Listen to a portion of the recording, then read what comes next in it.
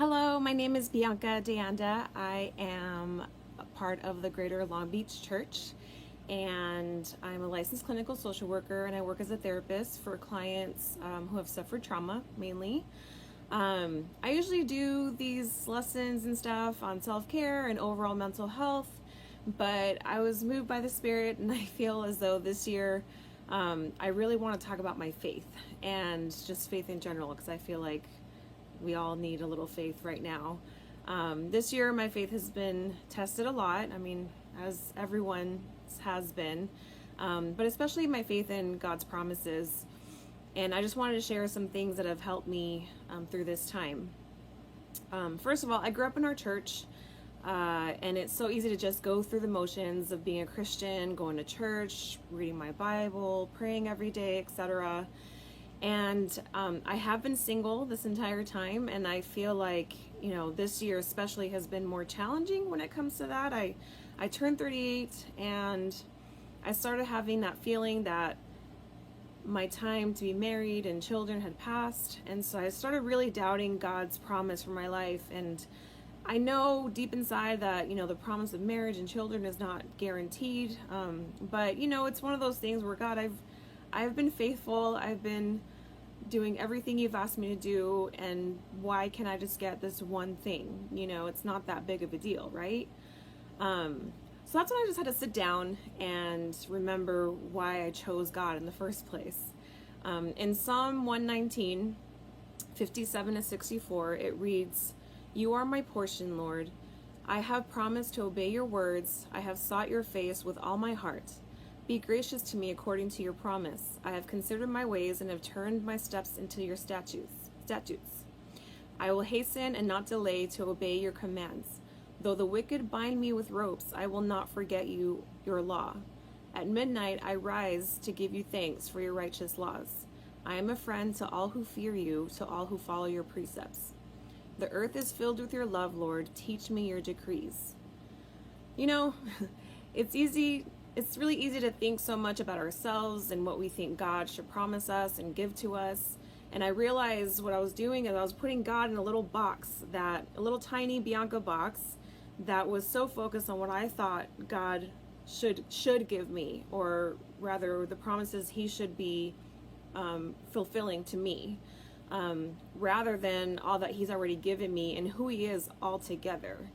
There are some chapters in the book of Job. I encourage everyone to read this book, especially this year. There's a lot of suffering, and you kind of get perspective on who God is through the book of Job.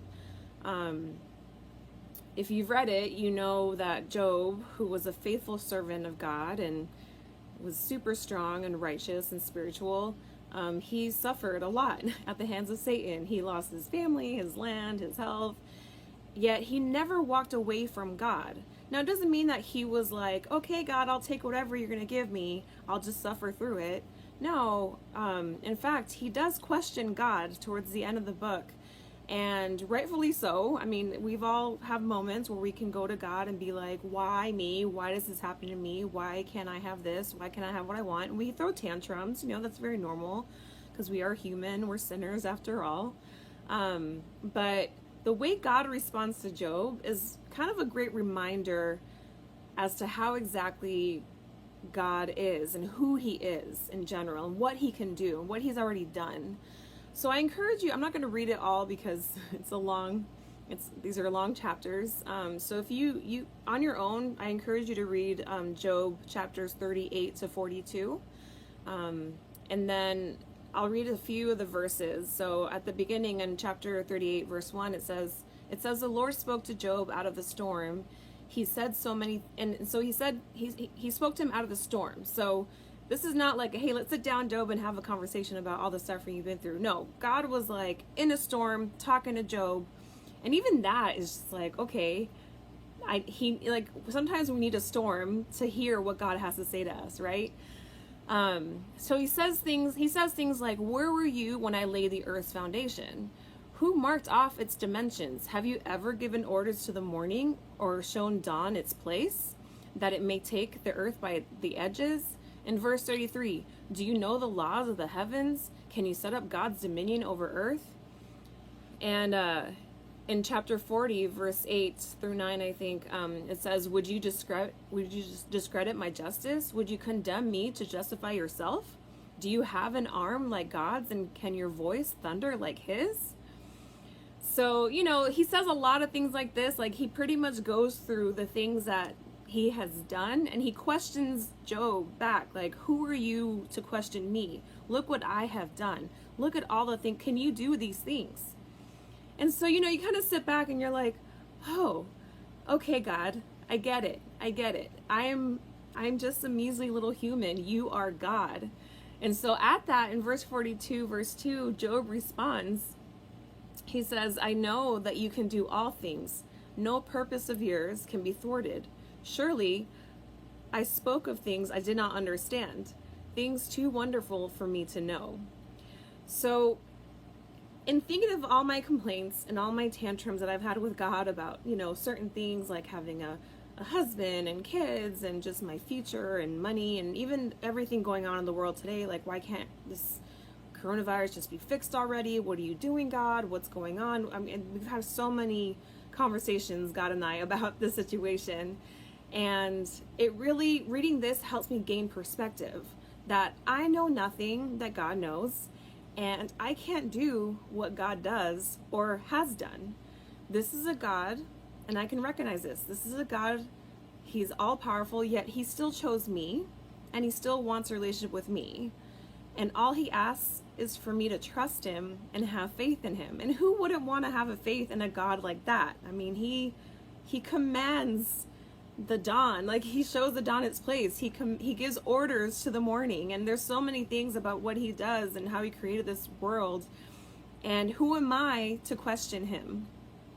So, all in conclusion, I don't know what God has planned for all of us. There's so much uncertainty. There's so many things that we just don't know. And honestly, maybe they're just things too wonderful for us to know, based on what Job said. They're just too wonderful for us to know. We have no idea. And so I've learned to just surrender and know that I'm not God and don't think the way he does. So who am I to question his purpose and his plan for my life?